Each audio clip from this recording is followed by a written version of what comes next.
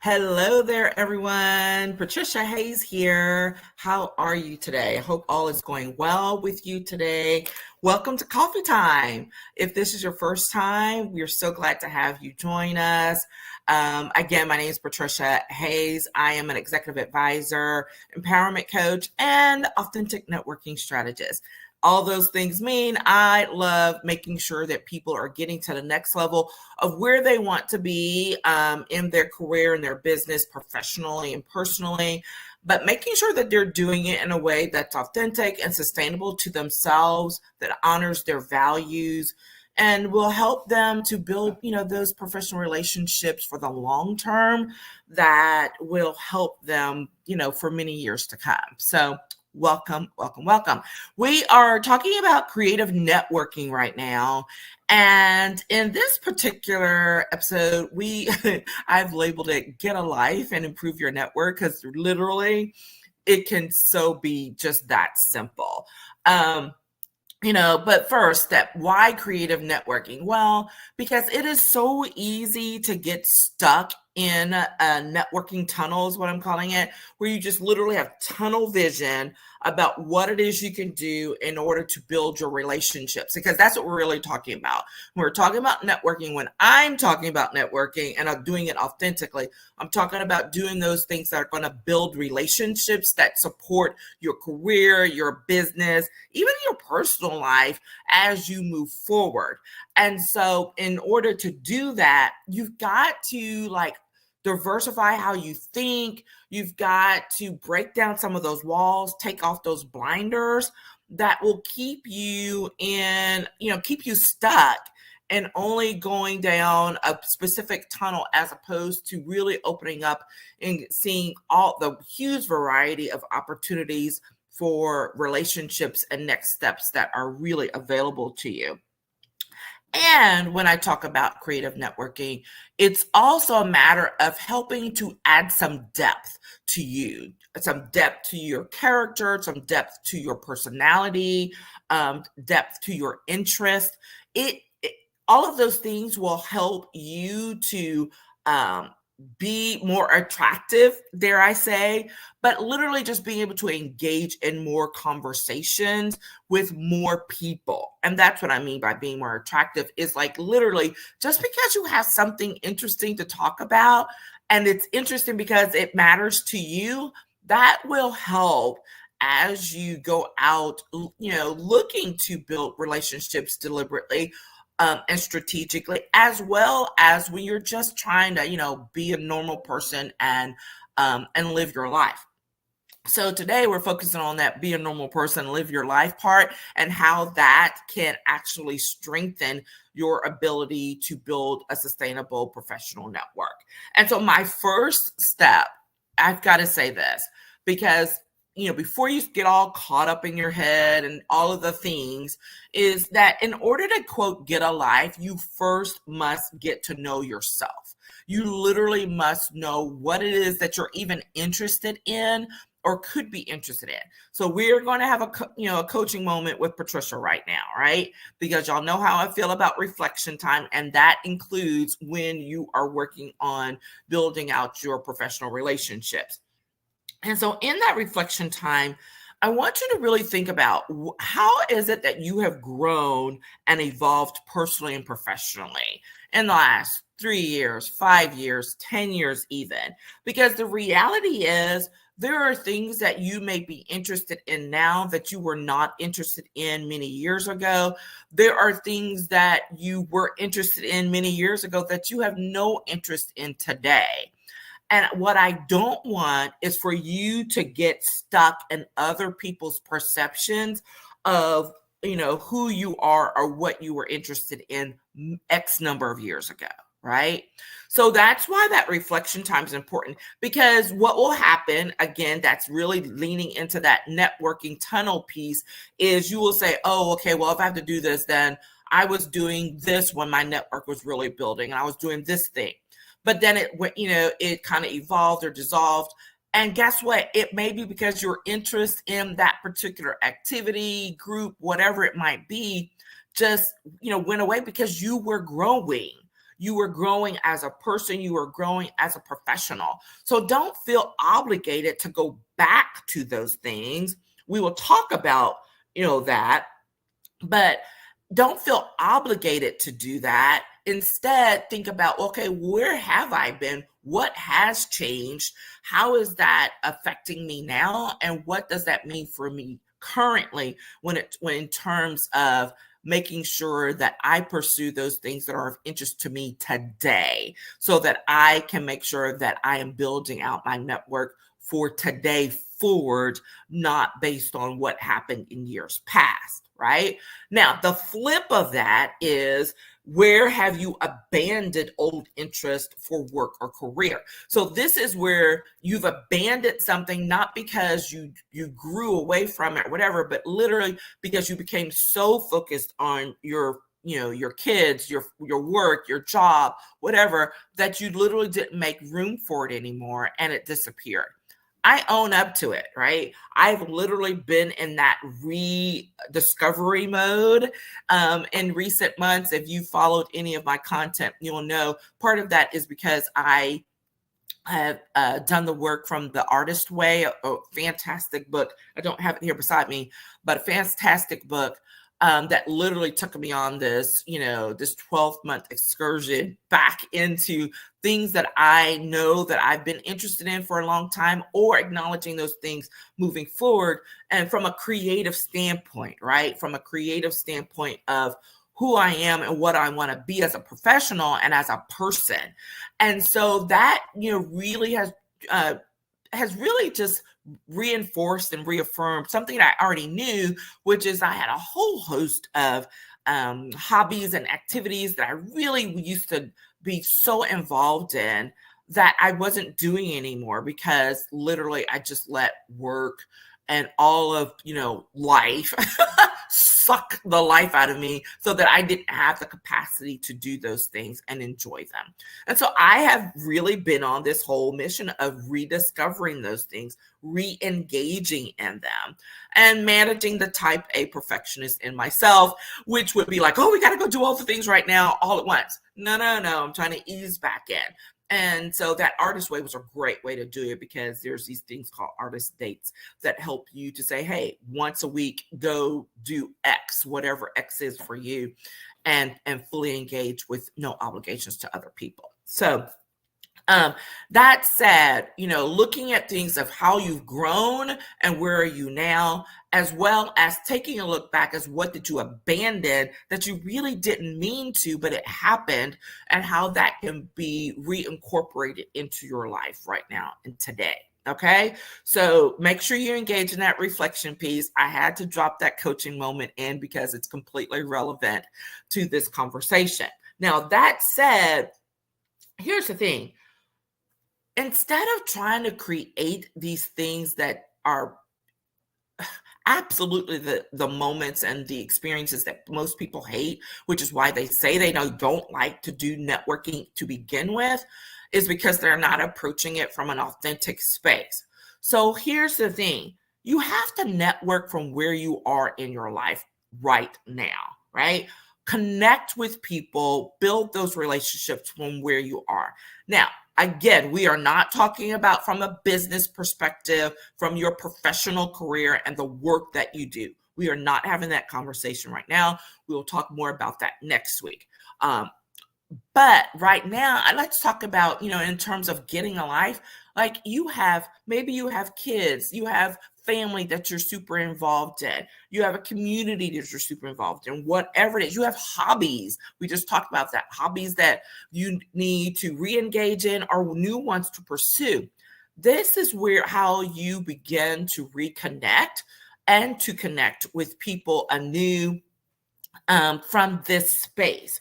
So I know for me, for many, many years, once I had kids and, my family developed, I spent a lot of time with it. Even while I was going, all in on my professional career, I was very engaged with my kids because that means a lot to me. And so when I tell you I spent more than my fair share of time at the dance studio with my daughter, who's a dancer since age 5. I spent more than my share of time at the dance studio 3, 4, 5 nights a week. going to conventions on the weekend. And guess who I was talking to? Other parents who were stuck there with me at those convention halls and through those dances. Now, am I going to sit there and just mind my own little business and not talk to people? You could. And there were moments where I'm like, let me slip back to the room and have a little quiet time, or let me slip back to the room and get a little work done. But here's the thing. Why not use those opportunities as well to just start building relationships with these other parents? Because guess what? They are professionals too. And when you start talking to other people about what it is you do, what it is they do, how they got into the space with their kids, whatever, you would be amazed at the relationships that you develop from there. I have so many relationships that were founded on my daughter's years as a dancer, my daughter's years as a Girl Scout, where I was a Girl Scout mom and volunteer. I mean, some of my closest friends today and people that I reach out to for my network today are from those years, okay? I'm not going to leave my son out. My son is Mr. Athlete Extraordinaire. So I've spent more than my fair share of time in the football stands, coming and going to games, being a volunteer for the Booster Club. And what happens? You build connections and relationships with people. You find out what people do, what their interests are, how you can support them and their children, but how you can support them. And guess what? You're creating a bond that's unique because you have common interests. Those common interests may be that family thing, right? Moving on to hobbies, same difference. You have a vast interest, different types of hobbies that you're engaged in or that you need to re-engage in. This is a perfect opportunity because what? You are engaged with other people who like the same stuff you do. Don't make it so hard. It does not have to be so hard. And everything doesn't have to be about, oh, well, I need to see what they do so that I can figure out what kind of business deal we can get going. Let me tell you something. There are things and folks I've engaged with hobbies and different interests and had no idea about what it is they did or what it was professionally until, it came up later in conversation or some interest came up and they're like, oh yeah, do you want to go with me to X because, and I'm like, what? I mean, you will be surprised. It truly is a matter of one of those, it's a small world. So it doesn't have to be hard. Don't make networking hard. Don't make your professional relationship building hard. It doesn't have to be. Sometimes you just need to be yourself, go do the things you like to do and see where it takes you, right? Because, and as much as I talk about the strategy behind it, being involved and doing those things you're interested in is a strategy. I know that when I get new clients or my clients come to me, one of the first things I tell them within the first 2 weeks is I will tell them is number one, get a journal because you're going to engage in a lot of reflection time, right? You're going to need to be able to write that stuff down somewhere. And secondly, I tell them, go get a hobby. If you have a hobby, how deeply engaged are you in it right now? Get ready to go to a different level. Why? Because the work we're about to do is going to get pretty intense more than likely, and you need an outlet. And so when you're engaging in something that you like to do, it again creates that room for expansion, to provide some relief to your poor little brain that's working overtime, trying to do all these things. And you get to meet other people who are interested in the same things that you are. Don't make it hard, okay? So whether you're sharing a hobby or you're engaging in a hobby that's your own, or let's say if a friend says, hey, do you want to come to this, to this class with me? Go to the class with your friend. Go to the show with your friend. You never know what's going to come of that. All right. Which gets me to my third thing, which is engaging in your community. Yes, I've owned up over the years that I'm a volunteer junkie. I really do enjoy giving back to my community in a number of ways. Again, this is a strategic activity for me as well, because when I do, I've always been where I engage in something from a professional standpoint. So maybe I'm serving on a board or working on a committee that has to do with my profession, but I also make sure that I'm engaged with community boards or committee activities, whatever it might be, that I have a personal interest in, where I can utilize my skills, as well as those are just completely passion projects, right? I'm not trying to connect it up to anything. It's just something that I really feel deeply about. Now, here's the thing. When you follow those passions on the issues, when you go and connect up on a board or committee or doing whatever kind of, public service or volunteer service, you will be so surprised at what happens as a result. Literally within the last week, just within the last week, so I don't even have to go back months or years. Within the last week, two things. One, I went to a luncheon. It was a small luncheon for a board that I serve on, where we were inviting other business folks in to learn more about what it is we do. And this is a community service, related board. And I was like, I have time, just go, don't overthink it. Again, I have to tell myself the same things, right? Don't overthink it, just go. So that's what I did.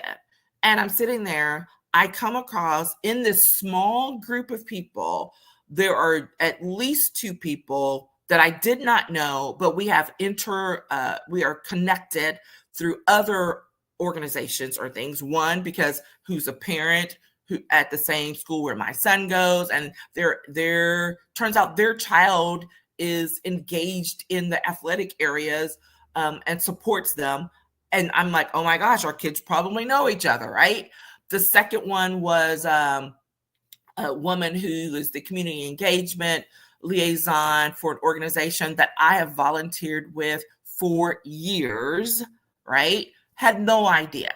And even after that, on the board that I came to represent and be a part of, one of the other board members that was present was like, hey, we need to talk about doing some strategic planning, and I'd love to, have a conversation with you about this.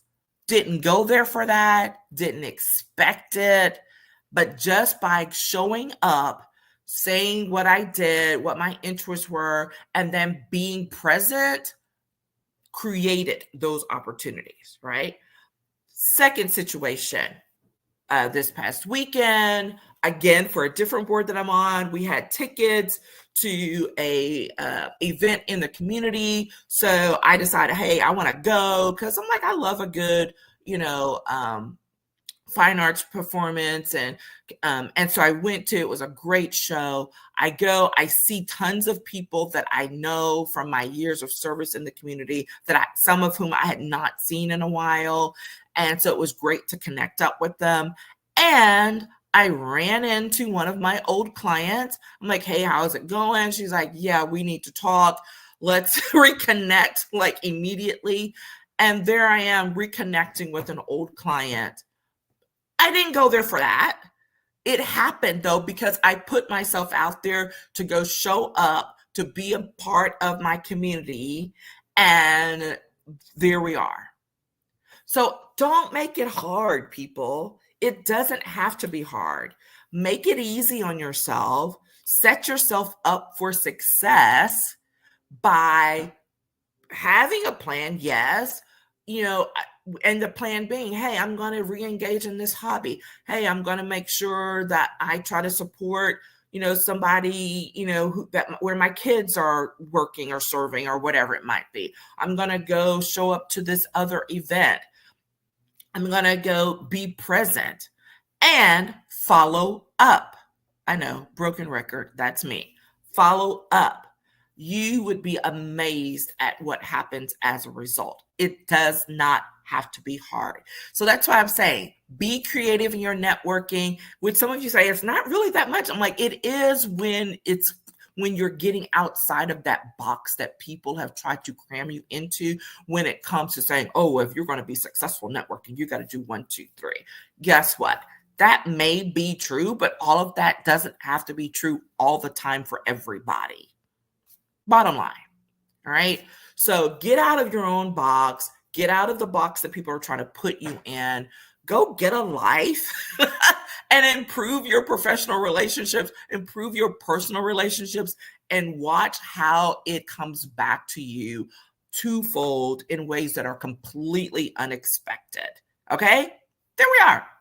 Hope you enjoyed that. Let me know what you think. Would love to get some engage with you in comments, or you can shoot me a DM.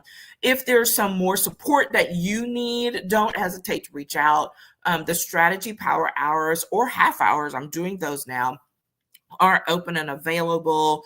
And I take them until they're full and then there's no more space. So you might want to check them out. If you need a little bit more time and want to get more strategic and specific about some things in your career, your business, for next steps, then let's consider some VIP time, whether that's an intensive of a couple of hours or maybe you need a half day or more.